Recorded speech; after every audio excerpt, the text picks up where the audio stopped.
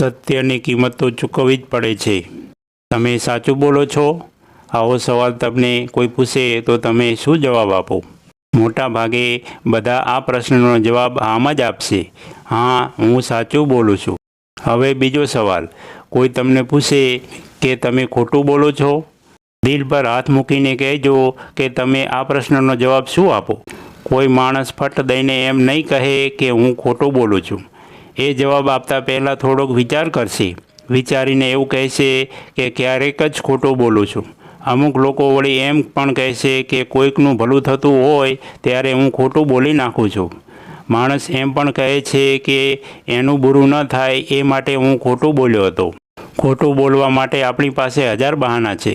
સાચું બોલવા માટે કોઈ બહાનાની જરૂર નથી પડતી। આપણે સાચું બોલતી વખતે એ વિચારતા નથી કે સાચું શા માટે બોલીએ છીએ। સત્યની એ જ તો ખૂબી છે, એ જ તો મજા છે। સાચું બોલવું અઘરું છે। અઘરું ન હોત તો બધા સાચું જ બોલતા હોત। સાચું બોલવું શા માટે મુશ્કેલ છે? એટલા માટે કારણ કે સત્યની કિંમત ચૂકવવી પડતી હોય છે। સત્યનો સામનો કરવો પડતો હોય છે। સત્ય સહન કરવું પડતું હોય છે। સત્યનો સામનો નથી કરી શકતા એ લોકો જૂઠને આડું ધરી દે છે। કંઈ પણ બોલતા પહેલાં માણસ પરિણામનો વિચાર કરે છે।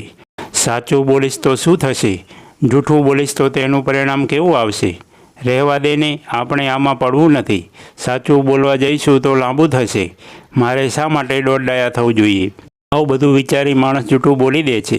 પીછો છોડવા માટે પણ આપણે કેટલું બધું જૂઠું બોલતા હોઈએ છીએ। માણસ જૂઠું શા માટે બોલે છે? દરેકને ખબર હોય છે કે જૂઠું બોલવું ખરાબ છે, જૂઠું ન બોલવું જોઈએ। ઘણી વખત માણસને સાચું બોલવાનું વાતાવરણ નથી મળતું એટલે માણસ ખોટું બોલી દેતો હોય છે। એક પતિ પત્નીની વાત છે। પતિ ખાનગીમાં એના પરિવારના લોકોને મદદ કરતો હતો। પત્નીને આ વાતની ખબર પડી ગઈ। પત્નીએ કહ્યું કે તું મારા મોઢે ખોટું બોલ્યો। પતિએ કહ્યું કે હા, હું ખોટું બોલ્યો હતો। હું ક્યારે ખોટું બોલ્યો એનો તને વિચાર આવે છે? હું પહેલાં તો સાચું જ બોલતો હતો।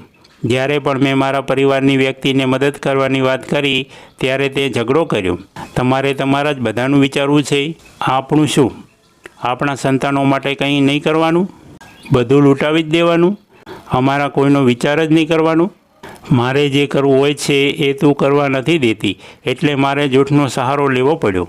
કેટલા બધા દંપતીઓ એકબીજાથી ખોટું બોલતા હોય છે। એક મિત્રની વાત છે, પીવાની પાર્ટી હોય ત્યારે એ પત્નીને કહેતો કે આજે અમારે મિટિંગ છે, મોડું થશે, તું જમીને સૂઈ જજે। રાતે ઘરે જઈને એ ચૂપચાપ સૂઈ જાય છે। પત્નીને પણ ખબર છે કે તેનો પતિ ક્યાં જાય છે અને શું કરે છે, તો પણ આ જૂઠનો સિલસિલો ચાલ્યા રાખે છે। પત્ની એના ઘરના લોકોને મદદ કરીને મનમાં એવી ફૂંક મારી દે છે કે જોજો મને ખબર ન પડે। પતિ માતા અથવા ભાઈ બહેનને ખાનગીમાં કંઈ આપતો રહે છે, કોઈને ખબર પડતી નથી। મિત્રો આપણા બધા રાજ છુપાવી જાણે છે।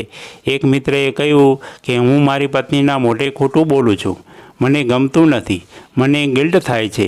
તેની સાથે વાત કર્યા પછી તેણે એક દિવસ પત્નીને કહ્યું કે તું શું ઈચ્છે છે કે હું ખોટું બોલીને મારે જે કરવું હોય એ કરું કે પછી સાચું બોલીને તારી સાથે વાત કરીને જે કરવું હોય એ કરું? Choice is yours. પત્નીએ કહ્યું કે તે ખુલ્લા દિલે વાત કરી એ મને ગમ્યું। તારે કરવું હોય એ કરજે, મને સાચી વાત કરજે। હું પણ તારી પાસેથી એટલી જ અપેક્ષા રાખું છું કે તું મારી વાત પણ સાંભળજે। તારા નિર્ણયમાં હું તને સાથ આપીશ। જો કે દરેક કિસ્સામાં આવું થતું નથી। વાતમાંથી ઝઘડો થાય છે અને પછી જૂઠ બોલવાનો સિલસિલો શરૂ થાય છે। જहाँ સચ ના ચલે વहाँ જૂઠ સહી, એવું બોલીને આપણે કેટલું બધું ચલાવી લેતા હોઈએ છીએ। તકલીફ ત્યારે થાય છે જ્યારે માણસને ખોટું બોલવાની આદત પડી જાય છે। એક માણસની વાત છે, એ દરેક વાતમાં ખોટું બોલી દેતો। એક વખત એ સાચું બોલતો હતો તો પણ કોઈ માનવા તૈયાર ન હતું। એ બધાને કહેતો કે મારો ભરોસો કરો, હું સાચું કહું છું। સત્ય જ્યારે અસરકારક ન રહે ત્યારે સમજવું કે જૂઠે તમારા પર કબજો કરી લીધો છે। સમ ખાવાથી પણ અસત્ય સત્ય થઈ જતું નથી। ઘણા લોકો કહે છે કે હું સમ ખાઉં છું, મારી વાત માનો। સાચો માણસ હોય એને સમ ખાવા પડતા નથી। મોબાઈલે પણ માણસને જૂઠું બોલતા કરી દીધા છે। વાત વાતમાં આપણે કહીએ છીએ કે હું મિટિંગમાં છું, બિઝી છું। એક વખત ટ્રેનમાં સફર કરતી વખતે એક માણસે ફોન પર કહ્યું કે હું મિટિંગમાં છું, ફોન પત્યો. બાજુની સીટ પર એક બાળક બેઠો હતો. તેણે કહ્યું કે અંકલ, એક વાત કરું? તમે સાચું બોલ્યા હોત કે તમે ટ્રેનમાં છો તો શું થઈ જવાનું હતું? એ માણસ બાળક સામે જોઈ રહ્યો. બાળકના માથા પર હાથ મૂકીને કહ્યું કે તારી વાત સાચી છે. હું સાચું બોલ્યો હોત તો કંઈ આંખ ફાટી પડવાનું નહોતું. હું તને પ્રોમિસ આપું છું કે હવે હું આ રીતે ક્યારેય જૂઠું નહીં બોલું. આપણે જૂઠું બોલતી વખતે ક્યારેય એ વિચારીએ છીએ ખરા કે જૂઠું બોલવાને બદલે હું સાચું બોલ્યો હોત તો શું થઈ જવાનું હતું? કંઈ નથી થતું. ઉલટું એ માણસને એવું લાગે છે કે એ બોલે છે તો સાચું. તમારી છાપ કેવી છે? ઘણા લોકો વિશે આપણે જ એવું કહેતા હોઈએ છીએ કે ગમે તે હોય એ જૂઠું નહીં બોલે, જે હશે એ મોઢામોઢ કહી દેશે. આપણે આવા લોકોને આખા બોલા પણ કહેતા હોઈએ છીએ. આખા બોલા કરતાં સાચા બોલા હોઈએ એ વધુ જરૂરી છે. સાચું બોલીએ ત્યારે એક ક્ષણે કદાચ સાચા માણસને થોડુંક હર્ટ થશે, પણ સરવાળે એને એમ તો થશે કે એ બોલે છે તો સાચું. જૂઠું બોલીને સારા બની રહેવા કરતાં સાચું બોલીને સાચા રહેવું વધુ મહત્ત્વનું છે. સત્ય સહેલું નથી. સત્ય સવાલો કરે છે.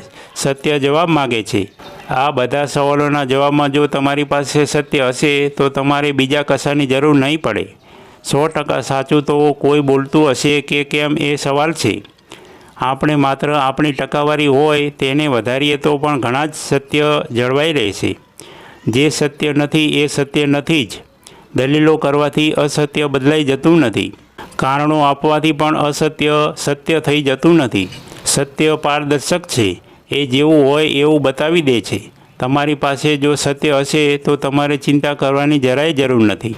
તમારા સત્યને વફાદાર રહો. કોઈ અસત્ય તમને હરાવી, ડરાવી કે ડગાવી નહીં શકે. મિત્રો, આવી મોટિવેશનલ સ્પીચ સાંભળવા માટે સબસ્ક્રાઈબ કરો અમારી ચેનલને. ધન્યવાદ.